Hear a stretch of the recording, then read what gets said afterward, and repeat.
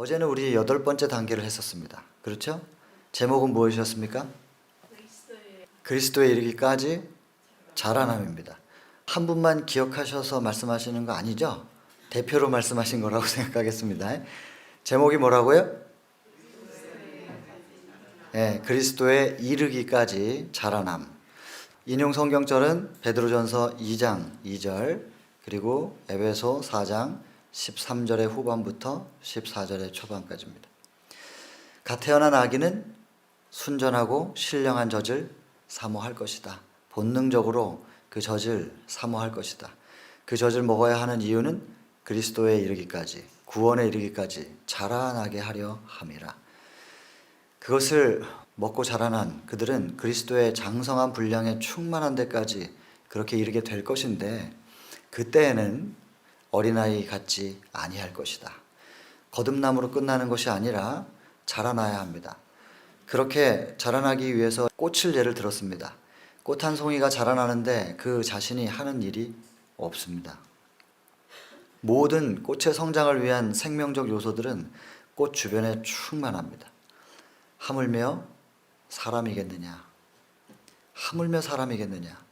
우리 주변에 우리의 생명의 요소들은 충만합니다. 하나님께서 그렇게 주셨고, 꽃과 하나님과의 관계를 생각해 볼 때 그 관계가 하나님과 우리와의 관계로 적용이 돼야 되고, 하물며 사람이겠느냐 하신 그 음성이 여러분들 속에 믿어지시기만 된다면, 여러분 주변에 충만히 채우고 계시는 생명의 요소들로 호흡을 시작하실 수 있을 거라고 저희는 믿지요. 그리고 우리 곁에서 하나님께서 계속해서 호소하시는 것은 제발이지 숨을 쉬어라, 숨 쉬라.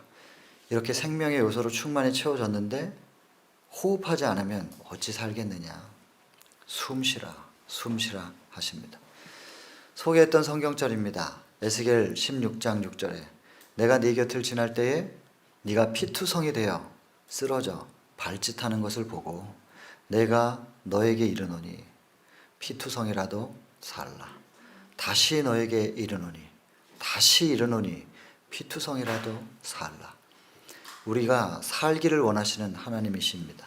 죽기를 원하시는 분이 아니십니다. 그 분께서, 살기를 원하시는 분께서 우리 주변에 생명적 요소로 충만히 채우셨습니다. 그 분을 영접하시게 되면 여러분 회복되실 거라고 확신합니다. 그래서 그것을 영접하는 길, 매일 아침에 기도 샘플로 주어졌었습니다. 그죠? 여러분 제일 첫 번째 눈 뜨면서 바로 기도할 것은, 어떤 기도도 실은 이기적이기 때문에 살펴보면 이기적이라 가장 안전한 기도는 성령을 간구하는 기도입니다. 그래서 눈을 뜨자마자 성령을 달라고 간구합니다. 그러면 누구든지 구하는 자에게 주시겠다고 약속하신 거기 때문에 하물며 너희 천부께서 구하는 자에게 성령을 주시지 않겠느냐. 이 약속을 붙드시고 성령 간구하시면 성령이 임하실 것입니다. 그것은 신비한 현상이 아니라 바람이 임의로 불매 어디로부터 와서 어디로 가는지 알지 못하지만 눈에 보이지도 않지만 성령은 그렇게 임하는 것이다. 약속을 하셨고, 성령이 임하시면 성령의 역할을 성경에는 기록해 두셨습니다. 요한복음 14장, 15장, 16장을 통해서 이미 말씀을 드렸지만 다시 한번 언급드리면, 성령이 임하시면 성령께서는 가르쳐 주십니다. 요한복음 14장 26절입니다. 가르쳐 주시고, 그리고 가르쳐 주신 것을 혹여 우리가 잊을까 생각나게 해주십니다. 그리고 15장 26절에는 성령께서는 말씀을 통하여 예수 그리스도를 증거해 주십니다. 성경을 보면서 우리가 예수 그리스도를 발견하지 못한다면 학문으로 보는 겁니다. 요한복음 17장 3절에 영생은 유일하신 참 하나님과 그의 보내신 자 예수 그리스도를 아는 것이다 그랬습니다. 하나님을 아는 게 영생인데, 그래서 하나님이 어디 계시는가, 말씀에 계시는구나 해서 말씀을 깊이 연구하는 사람들, 그들이 예수님 당시의 종교 지도자들이었습니다. 그런데 그들에게 예수께서 또 이렇게 말씀하십니다. 요한복음 5장 39절 40절인데요. 너희는 성경에서 영생을 얻는 줄로 생각하고 그 성경을 상고하거니와, 다 외울 정도로 상고해요. 그들은 걸어다니는 성경이라고 불려졌었어요. 그렇게 성경을 열심히 보고 상고하거니와 이 성경이 나에게 대해서 증거하는 것이로다. 그런데 너희는 영생을 얻기 위하여 내게로 오기를 원치 아니하는도다. 말은 무슨 말이냐면 성경은 다 외우면서 성경이 증거하는 나는 왜 못 알아보니 그 말입니다. 예수 그리스도는 요한복음 1장 1절에 보면 말씀입니다. 말씀 하나님, 그리고 그 말씀 하나님이 육신이 되어 이 땅에 오셨다 14절에. 그러니 예수님이 말씀 하나님이죠. 그러면 사람은 자기의 생각을 말을 한다고 했습니다. 하나님의 생각을 표현하면 그게 뭡니까? 그게 말씀이죠. 그 말씀이 형상화되신 것이 예수 그리스도입니다. 결국 예수님은 말씀이시고 말씀은 하나님의 생각이고 마음입니다. 그래서 예수님은 하나님 마음속에, 하나님 속에 계셨던 하나님과 하나였습니다. 그 하나님의 마음이 왜 표현돼야 되냐면 하나님의 품성이 너무나도 오해를 받고 있기 때문에, 하나님이 우리를 향한 사랑을 그렇게도 고백하는데 우리는 하나님을 사랑이 아니라고, 마치 친부모가 아닌 것처럼 오해하기 때문에 하나님께서 내가 이렇게 너희를 사랑하는 거야 라는 걸 보여주기 위하여 마음을 표현하셔서 형상화시키셔서 보내셨어요. 결국 그 예수 그리스도가 말씀이시고 그 말씀이신 예수님은 우리가 보는 성경 안에 담겨 계시는 건데, 성령을 구하시면 성경에서 예수 그리스도가 증거된다는 말은 다시 표현하면 하나님의 사랑이 어떠한지가 표현된다고, 증거된다는 뜻입니다. 그런데 우리가 성경을 보면서 학문과 지식과 이론으로만 공부를 하면 성경을 아무리 외우고 있어도 사랑은 못 본다는 겁니다. 그런 식으로 성경 아무리 봐봐야 소용없다는 얘기입니다. 아무리 알면 뭐 하겠냐는 겁니다. 그건 신학이죠. 신학은, 학문은 우리를 구원하지 못합니다. 신앙이 우리를 구원하는 것입니다. 성령을 간구하는 기도가 제일 첫 번째여야 됩니다. 그리고 그 성령이 임하시면 성령께서 우리에게 예수님이 어떤 분인지를 알게 해주시겠다고 약속을 하신 겁니다. 그리고 성령께서 임하셨다고 믿고 우리는 말씀을 펼칩니다. 그리고 이 말씀을 고어로 기록되어 있고 또 어렵습니다. 문체가 실은 그렇습니다. 왜냐하면 저도 그 과정을 겪었기 때문에 그렇습니다. 그래서 처음에 저는 성경을 직접 볼 때 낯설고, 또 어제도 말씀드렸지만 말이 안 되는 게 너무 많아가지고 이걸 도대체 내가 어떻게 이해해야 되는 건가 싶어서 성경을 펼치는 건 좀 멀었습니다. 성경을 보조해주는 참고서들이 있었습니다. 현대어로 기록되어 있는. 그래서 그 책들을 좀 보면서 성경이 이런 걸 얘기하는 거구나. 그러면서 지금 여러분들께 제가 나누는 것처럼, 예를 들면 저 생애의 빛이라는 책을 보면서 저 책에서 인용된 성경절들을 암송하는 거예요. 그렇게 해서 한 250여 개 정도의 성경을 암송을 하면, 그리고 나서 성경을 펼치면요, 성경이 보이기 시작합니다. 그리고 성경의 표현 속에 담겨있는 의미가 뭔지가 이제 깨달아지기 시작하는 거죠. 다시 표현하면 이런 겁니다. 그냥 까만 안경 쓰고 보면 온 세상이 까매 보이고요, 빨간 안경 쓰고 보면 온 세상이 빨개 보이는데, 성경은요, 사랑의 안경으로 보는 겁니다. 사랑으로 봐야 성경이 제대로 보이는 거거든요. 근데 처음부터 저 성경을 보면 자꾸 오해를 하더라고요. 여러분, 성경이 처음에 기록된 연대는 BC 1500년입니다. 모세가 욥기를 썼습니다. 그리고 창세기, 출애굽기, 레위기, 민수기, 신명기까지 해서 6권의 책을 모세가 썼습니다. 그때가 BC 1500년입니다. BC 역사는 기독교 역사관으로 볼 때 4000년입니다. 그리고 AD 역사 2000년이니까 합쳐서 대략 6000년 이상이 지금 넘었습니다. 그렇다면 기독교 역사관으로 볼 때 2500년 동안에는 성경이 없었던 겁니다. 성경이 없는 시대가 있었고 1500년부터 성경이 기록된 겁니다. 그러면 하나님을 아는 것이 영생이라고 좀 전에 요한복음 17장 3절에 말씀을 드렸는데, 성경이 없는데 하나님을 어떻게 압니까? 예, 그렇습니다. 2500년 동안 성경이 없었지만 하나님께서는 천연계를 통하여 당신 자신을 표현하셨습니다.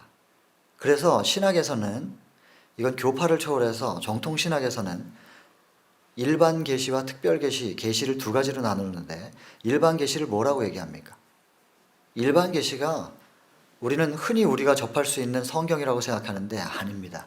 일반 계시는 천연계입니다. 그리고 특별 계시가 성경입니다. 그래서 우리 눈에 닿는 모든 자연의 자연스러운 것, 그것이 일반적으로 하나님께서 당신 자신을 우리에게 열어서 보여주는 계시하신 하나님의 모습입니다. 천연계가. 그게 로마서 1장 20절이죠. 창세로부터 그의 보이지 아니하는 것들, 그의 영원하신 능력과 신성을, 그가 만드신 만물에 보여 알게 하셨나니 그러므로 핑계치 못할 것이다. 하나님의 존재에 대해서, 하나님의 품성에 대해서 우리가 몰랐다고 핑계치 못할 만큼 주변에 가득 채워주셨다는 거예요. 그래서 자꾸 말씀드리잖아요. 풀 한 포기, 꽃 한 송이, 나무 한 그루, 그 속에 하나님이 담겨 있으니 한번 보시라고. 나무가 신이라는 뜻이 아니라 그 나무가 살아가는 방법들, 그리고 나무와 나무가, 꽃과 꽃이 함께 연합하고 또 곤충들이 그 씨를 꽃술을 옮겨주고 하면서 서로의 생존을 위하여 봉사하고 헌신하는 것을 통하여 하나님께서 이 세상을 서로 간에 봉사와 사랑을 나누면서 살게끔 창조하신 이 하나님의 품성이고, 그리고 그 속에 담겨있는 하나님의 능력을 보게 하셨다는 것입니다. 이것이 천연계에 담겨있는 하나님의 모습입니다. 이게 일반 계시입니다. 시선이 닿는 모든 것을 통하여 하나님을 발견할 수 있도록 해주신 것이죠.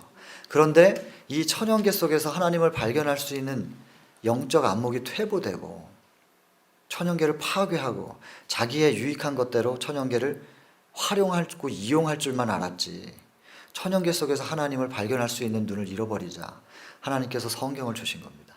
내가 특별히 줄게. 너희들이 직접 글로 읽고 알 수 있도록 줄게 해서 두 번째 주신 게 성경입니다. 근데 첫 번째 계시를 주신 것을 통하여 하나님을 발견하지 못하게 된 이유가 사단의 개입이거든요. 사단이 개입하여 눈을 가려서 발견할 수 없게 한 거지요. 이제 성경을 주었다면 사단이 성경에는 개입 안 했을까요? 당연히 개입하죠. 성경을 통해서 하나님을 발견할 수 없게끔 사단이 분명히 역사했거든요. 그래서 여러분, 우리는 성령이 없으면 성경을 보고 오해를 하게 돼 있어요. 하나님 품성을 딱 오해하게 되어 있는 겁니다. 지금 우리가 타락한 인간의 지식과 또 관점으로 바라보면 틀림없이 성경을 보면서도 하나님을 오해합니다. 그래서 성령을 간구하시라고 하는 것이고, 그리고 저는 참고서도 도움을 받았습니다.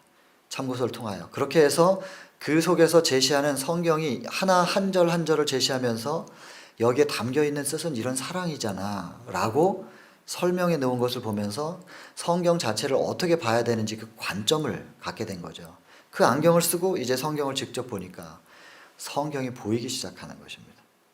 그래서 여러분들에게 제가 혹시라도 저 같은 입장을 좀 겪으신 분들이 계실까 봐 좀 쉬운 현대어로 기록되어 있는 저 책을 통하여 여러분들에게 좀 소개를 하고 있는 것인데, 끝내는 여러분들이 그렇게 가이드를 받아서 성경으로 가셔야 하고요. 반드시 성경으로 가셔야 합니다. 그리고 결국에는 이 성경을 통해서 거기서 끝이 아니고 성경을 통하여 무엇을 봐야 될까요? 천연계를 보는 겁니다. 그래서 그 위대한 과학자 뉴턴이 그런 말을 했습니다. 그는 수학자이면서 과학자이면서 철학자이면서 동시에 신학자였습니다. 그래서 그 뉴턴이 그런 말을 했죠. 하늘을 한번 쳐다보라고, 별들의 운행을 한번 보라고, 누가 감히 하나님이 살아계시지 않다고 말할 수가 있겠느냐, 이렇게 말했습니다. 뉴턴은 그 위대한 과학자의 눈에 이 과학의 세계 속에 하나님이 보였던 것입니다. 천연계 속에서 하나님이 보였던 겁니다. 그래서 누가 감히 하나님이 살아계시지 않다고 말할 수 있겠냐, 뉴턴이 그렇게 말했습니다. 그 다음 뉴턴에게 바톤을 이어받은 아인슈타인은 유대인입니다. 당연히 창조주를 믿는 사람이죠. 여러분, 그렇게 위대한 과학자들이 하나님을 아는 사람들의 시선으로, 그 관점으로 과학을 풀어놓은 것 위에 우리가 누리고, 그 물질 문명을 누리고 살고 있는데, 과학의 문명을 우리가 과학이라는 이름으로 하나님을 부정한다는 게 얼마나 모순된 일인지 한번 생각해 보십시오. 여러분, 우리가 가장 첫 번째 구할 것은 성령입니다.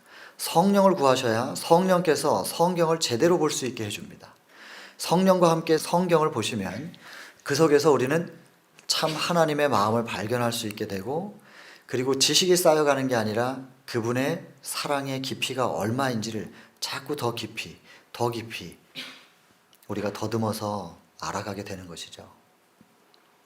자, 그렇게 하면 그 양이 안 많아도 괜찮습니다. 오늘 아침에 여러분들이 성경을 그야말로 공부를 하셨다면 공부하는 양이 분량이 많지 않아도 좋겠습니다.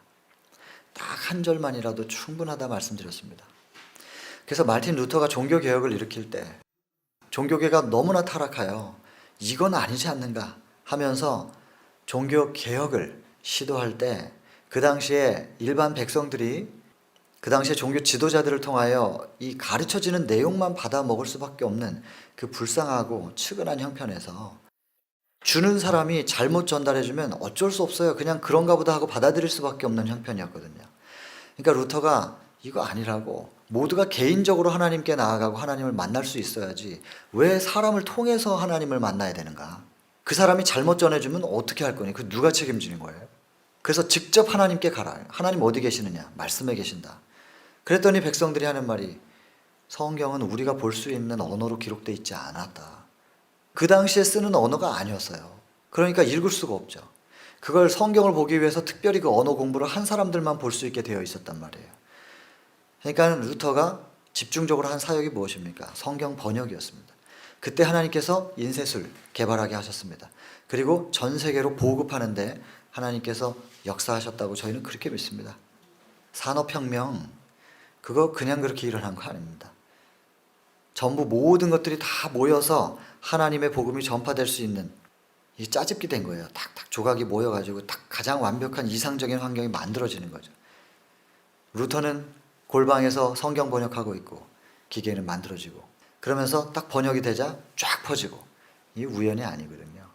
그러나 이것을 번역이 이루어지기 전에, 그리고 보급이 되기 전에, 그리고 그 당시에는 성경 금동령이 내려가지고 그것이 계속해서 유지되고 있었어요. 왜냐하면 성경을 일반 백성들이 읽으면 열심히 공부하는 사람들은 지도자들보다 더 똑똑할 수도 있잖아요. 꼭 신학대학을 나와야만 성경을 많이 아는 건 아니거든요. 성령을 통하여 성경을 배우면 학자들보다 더 뛰어난 영성을 가질 수 있거든요. 근데 일반 백성들이 그렇게 성경을 보면 자꾸 덤빌 거 아니에요. 자기들은 타락해 있는데 채울 수가 없어요. 그들의 영적 갈급함을. 그러니까 읽지 못하게 하자. 그래서 아예 법으로 딱 규정해서 성경 못 읽게 했습니다. 그러니까 성경을 읽지 못하는 법도 있었지, 또 언어도 읽을 수 있도록 되어 있지 않지. 그러니까 백성들은 오직 지도자의 입에서 나오는 그 말로만 충족될 수밖에 없는, 그러니까 자기들의 유익을 챙기기 위하여 회개를 하려면 나한테 와서 회개해야 돼. 그렇게 가르치니까 와가지고 회개를 해요. 살인죄네, 좀 크네, 1,000,000원. 면죄부 파는 거예요. 면죄부. 사람이 죄를 팔아요. 그러면 돈 많은 사람들은 살인해도 괜찮아요. 살인하고 면죄부 갖다 주면 면죄 받는데. 그리고 그들이 종교의 지도자이면서 동시에 정치까지 했거든요. 다 장악하고 있어요. 정치, 경제, 거기다가 종교를 통하여 정서까지 장악하고 있는 거예요. 사람들의 정서를. 못하는 게 없죠. 그러니까 그 당시에 얼마나 부유하게 되었습니까? 교회가 엄청난 부를 축적하고 일반 백성들은 전부 자영농민이었는데 소작농민으로 전락하고, 쓸 돈이 없어요. 돈이 있어야 돈을 쓰지. 그러니까 더 이상 돈을 못 벌어요. 지도자들이. 이거 돈이 돌아야 돈을 벌 텐데. 그래서 십자군 전쟁 일으키죠. 그 식민지 개척인데 성지 탈환이라는 명분 하에 식민지 개척하고 시장을 개척한 겁니다. 종교가 그렇게 타락했었습니다. 그래서 중세 암흑기라고 역사에서는 말하는 그것을 종교 암흑기라고 기독교 역사관에서는 그렇게 부릅니다. 종교 암흑, 중세 암흑. 그것을 개혁하자고 했던 게 마르틴 루터. 종교인들이 이러면 안 되지 않느냐. 개혁을 시도했고, 그리고 그때 선포했던 것은 말씀이었는데, 말씀 번역하고 보급하는 일이었는데, 번역이 돼서 보급이 되기 전까지 아직 못 보잖아요. 그래서 루터가 한 말이 뭐냐. 딱 이거 한 절만 기억하세요. 성경 전체가 보급될 때가 있을 텐데 조금만 기다리세요. 그러나 그때까지 기다리는 동안에 이거 한 절만 기억해도 구원받는데 아무 문제 없습니다. 하면서 딱 한 절 가르쳤습니다. 무지한 사람들에게 많이 가르쳐 봐야 부담스러울 것을 알고 루터가 외친, 성령의 감동으로 외친 딱 한 절. 그게 뭐냐면 교회 문턱만 넘으면 유년반부터 외우는 성경절입니다. 요한복음 3장 16절입니다. 하나님이 세상을 이처럼 사랑하사, 사랑부터 얘기하잖아요. 이처럼 사랑하사 독생자를 주셨으니 이는 저를 믿는 자마다 멸망치 않고, 믿는 자라는 건 마음에 받아들이는 자. 마음에 받아들인다는 것은 무슨 뜻인가? 요한복음 3장 16절 제시한 이 성경절을 마음속에 외우고 계속해서 가슴속에 새기면서 사는 거야. 그냥 그게 영접이에요. 그게 받아들이는 거고, 그게 믿음이에요. 이는 저를 믿는 자마다 멸망치 않고 영생을 얻게 하려 함이라. 이거 한 절만 딱 기억하세요. 그리고 그 시대의 사람들은 그 한 절로 구원받는 사람들이 틀림없이 있었다고 저는 믿지요. 여러분, 성경을 굳이 그렇게 많이 봐야 되는 건 아닙니다. 그래서 성경을 직접 보시고 어떤 성경절을 마음에 새겨야 될지 모르겠다고 하시는 분들은 이 시간을 통하여 여러분들에게 선포될 때 성경절들이 지금 하나씩 이렇게 나오고 있잖아요. 요한복음 3장 16절을 그냥 오늘 하루 동안은 이 한 말씀으로 내가 살자. 충분합니다, 여러분. 그래서 그 한 절만 내가 마음속에 묵상하면서 오늘 살아보자. 그러면 그게 영접이에요. 묵상하는 순간 영접되어 있는 것이고, 그걸 성경은 요한복음 1장 12절에 근거하여 영접하는 자 곧 그 이름을 믿는 자라고 하는 말씀에 근거하여 요한복음 3장 16절을 묵상하고 있을 때 너는 나를 믿고 있구나 라고 여겨주시는 것입니다. 그게 믿음입니다. 그러면 오늘 하루 종일 하나님이 세상을 이처럼 사랑하사 그랬습니다. 그걸 묵상하고 있으니까. 그리고 할 말이 있잖아요. 사랑하신다는데 저 사람은 사랑한다고 느껴지는 모양인데 그 설교하는 사람은 사랑이 느껴져서 얘기하는 것 같은데 나는 아직은 잘 안 느껴지는데 하나님, 근데 사랑하신다고 그 사람이 얘기한 게 아니라 성경에 그렇게 기록되어 있으니 그 사랑을 나도 좀 느낄 수 있게 해주십시오. 나도 그 사랑에 벅차서 이런 게 하나님의 사랑이구나, 이런 걸 좀 느낄 수 있게 좀 해봐 주세요 라고 얼마든지 기도할 수 있잖아요. 말씀을 통하여 그분의 사랑한다는 음성을 들었습니다. 그것을 느끼고 충만히 마음속에 모실 수 있게 해달라고 기도할 수 있잖아요. 그러면 듣고 말하고 듣고 말하고, 그럼 하나님과 드디어 소통이 되기 시작하는 겁니다. 처음에는 그냥 허공에다 대고 내가 무슨 짓 하는 거야, 누가 듣는다고, 이런 식으로 생각할 수도 있겠는데요. 그냥 그래도 한번 해보세요. 들으시거든요. 제가 그랬으니까요. 하나님이 살아계시면 빚 좀 갚아줘 보세요. 이렇게 기도했는데 기도하다가 미친놈, 저가 저한테 그러는 거예요. 누가 듣는다고 어디다 대고 얘기를 하는 거냐 이렇게 했단 말이에요. 근데 갚아지는 걸 어떻게 해요? 평생을 내 노력으로 안 될 것 같았는데 그런 것들이 뒤집히면서 해결이 되는 것을 전율하면서 느끼며 정말로 계시는구나. 이게 한두 번이라야 말이죠. 저는 그래서 본대로 증거할 뿐입니다. 여러분들 한번 해보시기를 바랍니다. 요한복음 3장 16절 한 절 마음속에 오늘 묵상하시면서 산으로 천연계 속으로 여러분 산책하시고 다니시면서 때로는 이런 묵상을 하실 때는 사람과의 대화를 조금 덜 하셔도 좋습니다. 깊이 하나님과 대화 나누시고 묵상을 좀 한번 해보겠다. 내가 하나님의 음성을 듣고 내가 하나님과 소통하는 것을 여기서 한번 경험하고 가겠다. 결심하시면 사람들과의 대화나 사람들과의 여러 가지 이 다른 주제를 가지고 하는 대화들을 조금 줄여도 좋겠습니다. 물론 환우분들 간에 교통함, 서로 소통하고 하는 것은 참 따뜻하고 좋은 일입니다. 그런데 그 대화의 주제가 이곳에 오신 여러분들의 회복을 위하여서는 복음의 진수가 회복이라고 하였으니까 대화의 주제가 복음이라면 그 대화도 하나님과의 소통이겠지만 그 외에 다른 좀 그것 아닌 다른 주제들이 많이 여러분들의 대화를 채운다면 말입니다. 그 세상의 주제들과 세상의 관심사들이 그것에 관심을 가지고 사는 동안에 병들었잖아요. 그렇지 않습니까? 이제 여기 오셔서는 그런 거 좀 내려놓고 그런 거보다는 나를 회복시킬 수 있다는 그 복음의 진수에 대해서 생각하고 하나님과 대화 나누시고 또 여러분들 간에 서로 간에 대화를 나누시고 소통하실 때 대화의 주제를 거기에다가 한번 포커스해 보시면 좋겠다는 생각이 듭니다. 그러면 틀림없이 여러분들은 예수님 만나십니다. 예수님께서 이 땅에 초림하실 때 누가복음 2장에 보면 그때 이스라엘은 4,000년을 기다렸거든요. 예수님 초림하시기를 기다렸는데 실제로 오시니까 아무도 예수님을 영접하지 않아요. 다 잠들어 있었다고 돼 있어요. 근데 그때 깨어있는 아주 극소수의 사람들이 있었는데 그 사람들이 누구냐면 들판에서 양치는 목동들이었습니다. 양치기들이 예수님의 초림의 소식을 들었습니다. 왜 그랬냐면 그들은 첫 번째 깨어 있었기 때문입니다. 남들은 다 잠들어 있을 때 그들은 깨어 있었고 이것만 가지고는 아니고요. 다른 목적으로 깨어 있을 수도 있으니까.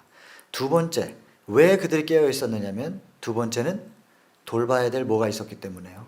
양들이 있었기 때문에 깨어 있었던 겁니다. 양이 없었으면 그들이 깨어 있을 이유가 없죠. 일이 있었어요. 그래서 깨어 있었던 겁니다. 그리고 깨어 있는 양치기들 서로 간에 혼자 있지 않고 같이 있었습니다. 함께 해야 됩니다. 함께. 하나님은 한 사람이 여러 가지를 할 수 있기를 바라지 않으시고 여러 사람이 모여서 한 가지를 협력하여 이루어내기를 바라시는 분입니다. 그래서 요한복음 17장에 12제자 유다는 떨어졌지만 제자들을 위하여 이렇게 기도하십니다. 당신이 곧 돌아가셔야 되는 형편입니다. 그때 제자들을 위해서 기도하시는데 이렇게 기도합니다. 한번 나중에 읽어보세요. 요한복음 17장에 똑같이 반복되는 단어가 5번 등장합니다. 하나라는 단어입니다. 하나. 하나님, 아버지, 우리 아버지와 제가 하나인 것처럼 저들이 하나 되게 해주십시오. 제발 저들이 하나 되게 해주십시오. 여러분, 제자들이 왜 하나가 되어야 되는지 이유가 있습니다. 창세기 1장 26절 27절 보면은 하나님께서 의논을 하십니다. 우리가 우리의 형상대로 사람을 만들자라고 의논을 해요. 우리 형상대로. 그래서 하나님 세 분이 우리의 형상대로 만들자고 의논을 할 때 복수였어요. 근데 27절에 바로 그 다음 절에 하나님께서 자기의 형상대로 사람을 창조하셨다. 한 절 차이에 의논할 때는 우리였는데 직접 그 창조를 의논할 때는 우리였는데 집행할 때는 단수가 됩니다. 왜 그렇습니까? 우리가 우리의 형상대로 창조하자고 해놓고 창조할 때는 자기가 자기의 형상대로 창조했대요. 하나님은 창조하시기 위하여 세 분 하나님은 하나 되셨습니다. 복수였던 그분들 세 분 하나님이 하나 된 겁니다. 예수님이 그분 안에, 성령님이 그분 안에 하나예요. 이것도 오묘해요. 우리가 이해할 수 없는 영역이죠. 어제 말씀드렸지만 하나였다가 셋이 됐다가 어떻게 그럴 수 있느냐. 하나님의 영역 안에서는 가능합니다. 그래서 의논할 때 복수였던 분이 창조를 집행할 때 하나가 되신 것처럼 제자들이 지금 뭘 해야 되냐면 완벽하게 창조해 놓은 이 세상을 사단이 망쳐놨어요. 제자들은 뭘 전해야 되느냐? 재창조를 전해야 됩니다. 창조주께 돌아가면 우리는 다시 원래대로 회복될 수 있다는 그 재창조를 전해야 됩니다. 하나님이 창조를 집행하실 때 하나 되신 것처럼 제자들이 창조의 기별을 전할 때는 하나가 돼야 됩니다. 그래서 그들이 하나 되게 해달라고 그렇게 끊임없이 기도하시는 겁니다. 그래서 여러분, 하나님은 한 사람이 여러 가지 것을 하게끔 하시지 않으시고 그러면 그 사람 교만해서 구원 못 받아요. 재능 많은 사람 교만해져 가지고요 구원을 못 받아요. 이 땅에서 좀 잘난 척하고 살면 뭐해요? 길게 살아봐야 80년 살고 죽을 텐데 구원을 받으려면요 그 사람이 교만해지면 안 되거든요. 죄의 첫 시작이 루스벨의 교만 때문이었어요. 교만, 자아, 자존심 때문이었습니다. 자아가 크단 말이에요. 그래서 하나님은 사람이 한 사람에게 모든 은사를 주지 않는다 그랬습니다. 그 사람 교만해져 가지고 구원에서 떨어질까? 그를 사랑하는 마음으로 다 주질 못해요. 사랑하시는데 주질 못해. 왜냐하면 받는 사람이 준비가 안 돼 있으니까. 그걸 주면 그거 받아가지고 교만해지면 구원을 못 받으니 하나님께서 사랑해도 주질 못하는 거예요. 그 사람 구원을 위하여. 받을 사람이 준비가 안 돼 있어서. 여러분, 받을 사람이 준비가 안 돼 있으면 못 주시는 겁니다. 여러분들이 뭔가를 강구하는데 못 받으신다면 그건 하나님 편의 문제가 아니라니까요. 여호와의 손이 짧아서 구원치 못하시는 게 아니라 그랬잖아요. 여호와의 귀가 둔하여 기도를 듣지 못하시는 게 아니라 그랬거든요. 이사야 59장 1절 2절입니다. 문제는 우리한테 있는 겁니다. 우리한테. 믿으시고 그거 해결하고 하나님께 달라 그러면 무조건 받을 수 있습니다. 그래서 하나님은 여럿이 함께 모여 하나를 완성하기를 원하십니다. 그렇게 가르치셔요. 그래서 하나 되라. 여러분, 이 목자들이 양치기 하고 있다가 같이 깨어있는 몇 안 되는 사람들이지만 그래도 그 소수라도 깨어있는 사람들이 연합했습니다. 그리고 함께 있었고 그들은 대화를 나누고 있었는데 그 대화의 주제가 무엇인가? 그것은 오실 예수님에 대한 것이었습니다.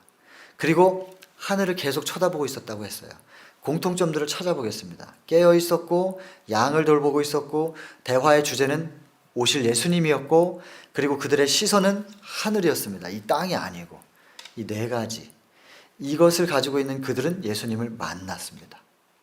여러분, 이곳에서 이 특징 네 가지를 꼭 좀 마음에 좀 새겨보시길 바랍니다. 누가복음 2장에 본문을 두고 있습니다. 12절부터 읽어보시면 나옵니다.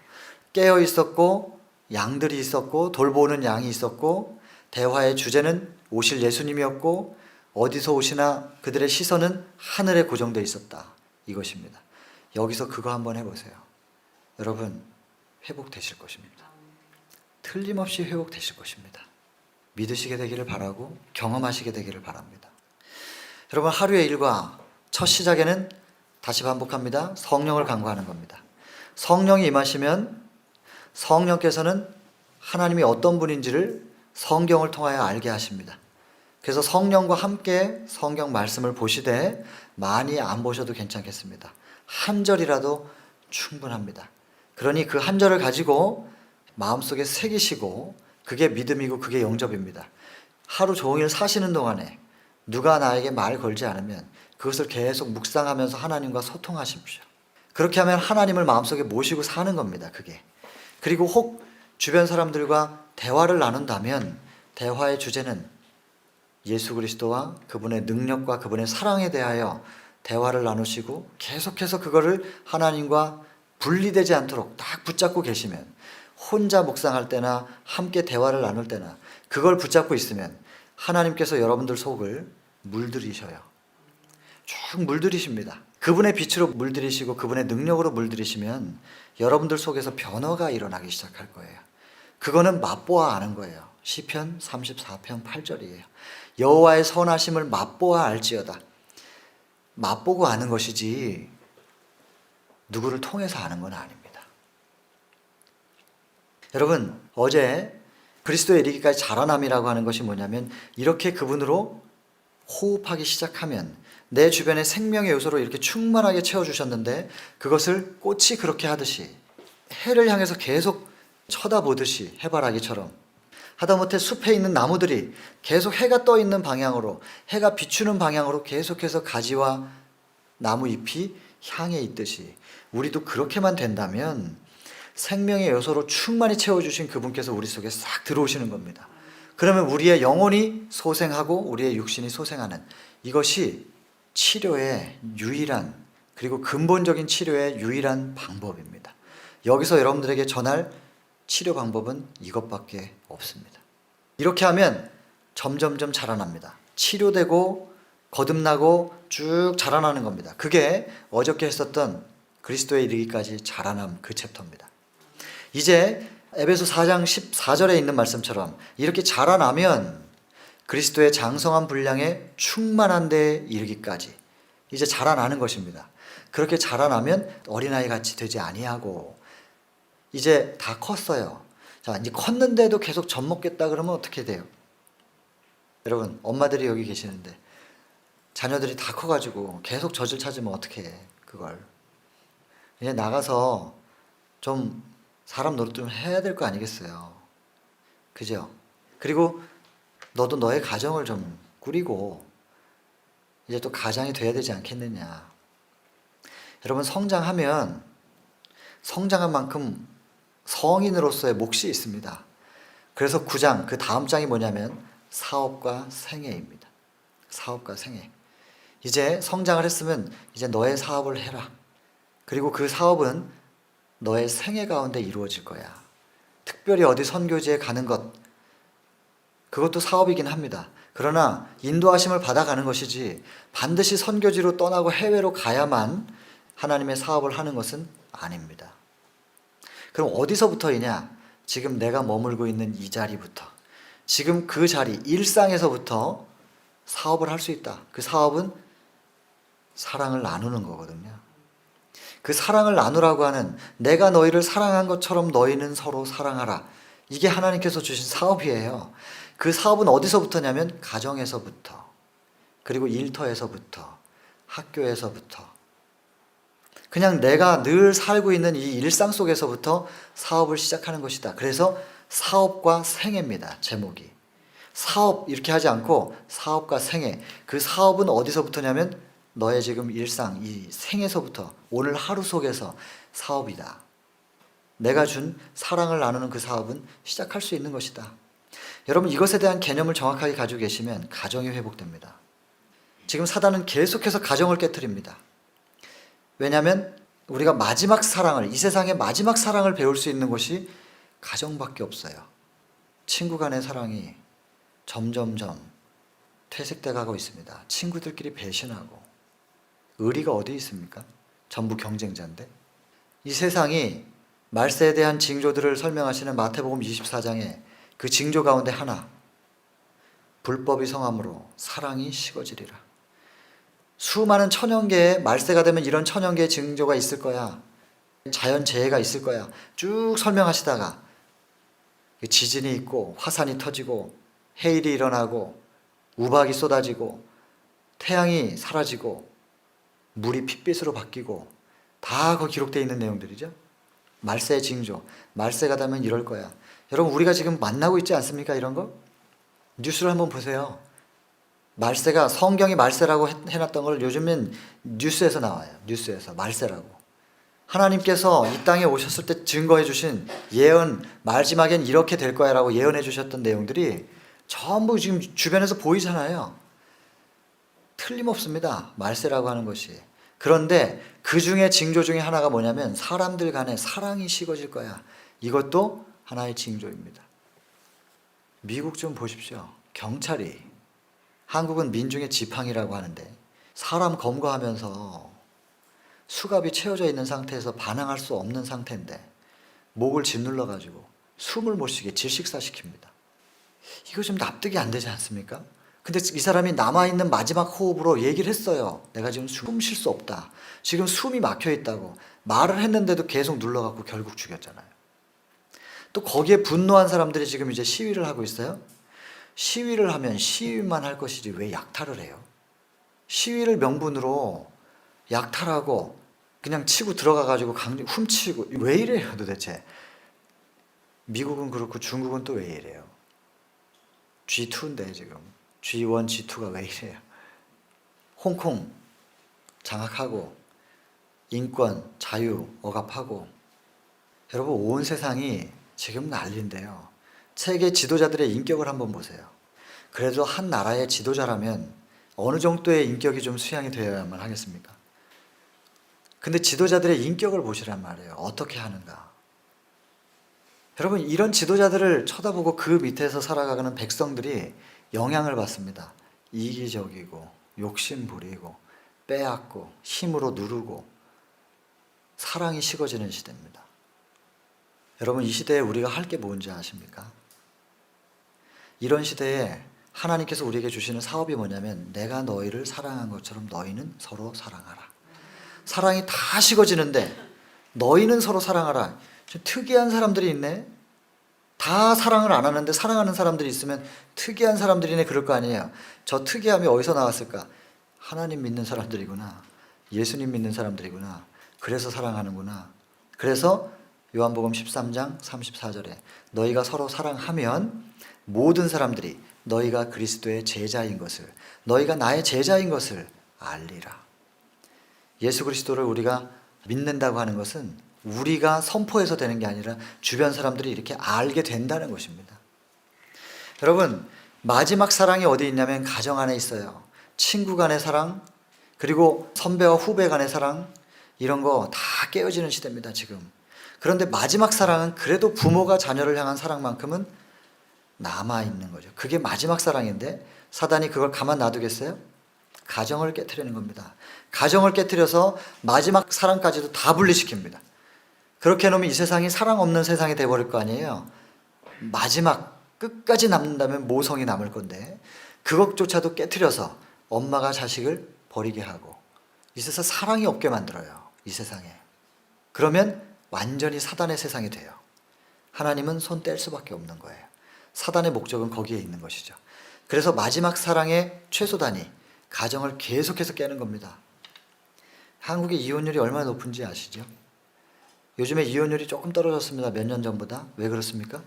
결혼을 안 하니까 이혼할 가정이 없는 거지 뭐. 그래서 좀 떨어진 거예요. 결혼을 왜 안 해? 책임지기 싫어요. 골치 아프게 왜 그렇게 살아야 돼? 왜 내가 누군가를 먹여 살려야 돼? 내가 번 돈으로. 그리고 둘이 같이 돈을 번다면 누가 잘났는지 또 따져요. 부부간에. 부부간에 누가 더 잘났네. 어디 가서 잘난 척할 데가 없어서 자기 부인 앞에서 잘난 척 하겠습니까? 부인은 존중을 해줘요. 나를 존중해 주니까 나하고 같이 살아주지. 그러지 않습니까? 근데 자기보다 부인이 조금 더 잘났으면 그걸 시기하고 질투하네. 혼자 벌면 왜 내가 번 걸로 다 이게 먹여 살려야 되냐 이거고, 같이 벌면 내가 더 보냐 네가 더 보냐 이러면서 싸우고 있고 사랑이 어디 있어요 도대체. 그리고 아이한테 교육을 한다는 게 유치원 가서 양보하지 마. 네가 이겨야 돼. 네가 1등 해야 돼. 이게 사랑이 어디 갔냔 말이에요. 여러분 그리스도께서 우리에게 주시는 사업은 무엇이냐면 내가 너희를 사랑한 것처럼 너희도 서로 사랑하라. 사랑 받은 대로 사랑을 나누는 겁니다. 그러면 특이한 사람들이 다 있구만. 근데 사랑 받아보신 분들은 알 거예요. 따뜻해요. 그게 따뜻하거든요. 제가 처음에 교회 다니기 시작했던 것도 정말 특별한 무슨 사건이 좀 있었지만 그 사건 때문에 교회 첫 발을 내딛었는데 그때 교인들이 그렇게 사랑을 해줬어요. 제가 하나님 몰라요. 하나님은 모르는데 교인들이 그렇게 사랑을 해줬어요. 이런 사람들이 다 있나? 그리고 저를 앞에다 세워놓고 뭘 좀 얘기하라 그래갖고 얘기를 했더니 사람들이 다 울어. 그래서 제가 희한한 사람들이 있네. 남의 얘기 듣고도 우는 사람들이 이거 이상하지 않나 싶었죠. 왜냐하면 저는 다 경쟁자예요. 마음이 차갑지요. 제가 직장 생활할 때 고가 평점 말입니다. A- 받아본 적이 한 번도 없어요. 고가 평점이 돈이었기 때문에 저는 한 푼이라도 더 벌어야 되니까 지독하게 해가지고요. 연말정산에서 성과금 받으면요 간부들보다 더 많이 받았어요. 일반 사원일 때. 돈이거든요. 어떻게든 돈 벌어야 되니까. 그런 마음으로 살면 옆에가 전부 경쟁자예요. 누가 누구를 불쌍히 여기고 누가 누구를 위해서 울어준단 말이에요. 근데 울어주는 사람들을 만났어요. 이상한 사람들도 다 있네 싶었는데 말이죠. 마음속에 무슨 생각이 자꾸 드냐면 따뜻했었던 거예요. 그렇게 차갑게 살았었는데 그 따뜻함을 느낀 거예요. 다음 주에 한 번만 더 가볼까? 이런 생각이 들더라고요. 한 번만 더? 그래서 한 번 더. 그랬더니 교인들이 얼마나 좋아해 주는지. 한 번 더. 그렇게 사랑을 한 번 한 번 받으면서 물들어갖고 여태까지 온 거예요. 여러분, 교회는 첫째도 둘째도 셋째도 사랑이 있어야 되는 곳입니다. 사랑을 전하는 곳이지 교회가 사업입니까? 교회가 교인들이 내는 돈 가지고 성장하는 기업이냔 말입니다. 교회가 기업화되면 도대체 이 세상은 누가 사랑을 전할 건지 참 안타까운 일입니다. 여러분 하나님께서 우리에게 주신 사업은 다시 말씀드리지만 사랑인데요. 이 사랑은 내 안에 있는 사랑으로 퍼서 나눠주는 게 아니고 하나님께서 근원, 샘의 근원에서 물이 흘러 넘쳐요. 그분들로 흘러 넘치면 우리에게 쭉 흘러오지요. 우리가 그 사랑을 받으면 이렇게 흘러가는 게 아니고 여기서 다시 채워져서 흘러 또 넘치는 거란 말이에요. 그래서 넘치면 줬으니까 나는 비워지는 것 같은데 그게 아니라 나눠줌으로 인해서 충만해지는 법칙이에요. 그게 복음의 순환의 법칙이에요. 나눴는데 비워지는 게 아니라 충만해져요. 그래서 성경의 가르침은 비우는 것이 충만해지는 거야. 낮아지는 게 높아지는 거야. 내가 겸손히 나를 비우고 낮출 때 비우는 건 내가 비우는 건 아니죠. 이게 흘러와서 비워지는 거예요. 흘러오면 어둠이 나가니까 내 잘난 척 하던 것이 예수 그리스도로 채워지면 나는 죽고 예수 그리스도는 높여지고 이렇게 되는 거니까 낮아지면 높아지는 거고 비워줬는데 나누었는데 충만해지고 마지막으로는 심지어 내가 목숨을 던지면서 희생하면 죽었는데 그게 영생으로 보답받는 것이죠. 이게 기독교 정신이에요. 나눔으로 충만해지고 낮아지면 높아지고 죽으면 사는. 근데 여러분 이것이 손해보는 것 같은데요. 왜 내가 낮아져야 되고 왜 내가 줘야 되고 왜 내가 죽어야 돼. 근데 여러분 이게 엄청난 축복이라는 것은 경험해 보시면 알 일이에요. 사업과 생애 자연스럽게 사업할 수 있게 된다는 겁니다. 사랑과 생명에 딱 연결되어 있는 사람들은 자연스럽게 그것을 받고 그것을 자연스럽게 나누게 된다는 거죠. 충만하게 되면 나누게 된다는 거기 때문에 하나님께서 주시는 사업은 억지로 하는 게 아니고 힘들게 하는 게 아닙니다. 되어지는 것입니다. 되어지는데 어디서부터냐면 내 가정에서부터, 내 아내에게, 내 자식에게. 그러면 사랑이 계속 흘러나가다 보면 가정이 회복됩니다. 부모와 자녀 간의 관계가 회복됩니다. 그렇게 해서 사랑으로 가정이 회복되면 이 가정 저 가정들이 다 그렇게 회복되면 그 가정들이 모이면 사회가 회복되는 것이고 그 사회의 큰 단위 국가가 회복되고 그 국가들이 회복되면 전 세계가 바뀔 수 있는 건데 사단도 활동을 하니 그렇게 되기가 좀 까마득하지만 예수께서 재림하시면 끝내 온 세상은 사랑으로 회복될 것을 믿습니다. 그래서 저희는 오직 예수 그리스도의 재림을 기다립니다. 여러분, 큰 그림이 있습니다. 그런데 지금 가장 첫 발은 어디서부터냐면 내 마음속에서 사랑이 먼저 회복되는 것. 그게 첫 번째 단계입니다. 그래서 사랑이 와서 나를 채우는 이 첫 단계가 이루어지면 흘러 넘쳐서 남편, 아내, 자식 이렇게 확장되고 그 다음 사회, 그 다음 큰 사회로 나가는 거죠. 먼저 예수 그리스도가 어떤 사랑으로 여러분들 앞에 지금 쏟아 부어주고 계시는지 마음만 열면 채워질 텐데 오늘 그 결심 좀 하시게 되기를 간절히 바랍니다. 그렇게 해서 하나님께서 주시는 대로 사업하시고 그리고 성공하시기를, 사업이 크게 성공하시기를, 하나님 안에서 크게 성공하시기를 정말로 간절히 바랍니다. 그렇게 하시면 저 선교지에 개척하러 갈 때 맨몸으로 갔는데 한국 돈 80만 원 들고 갔었습니다. 거기서 얼마나 버틸 수 있을까? 한 6개월 버틸까 싶었는데 거기서 시작했고요. 지금 한 15년쯤 지났습니다. 선교사 연습할 때까지 합치면 20년 있었어요, 선교지에서. 그런데 개인적으로 독자적으로 개척 나간 건 딱 15년 전입니다. 올해로 횟수로 16년째입니다.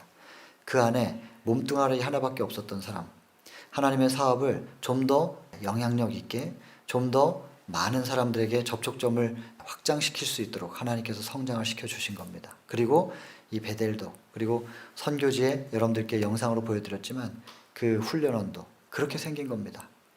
하나님 안에서 사업 한번 해보시게 되기를 바랍니다. 하나님께서 주시는 방법대로 한번 사업해 보시길 바랍니다. 하나님께서 사랑의 통로를 넓혀 주실 것이고 성공하실 겁니다.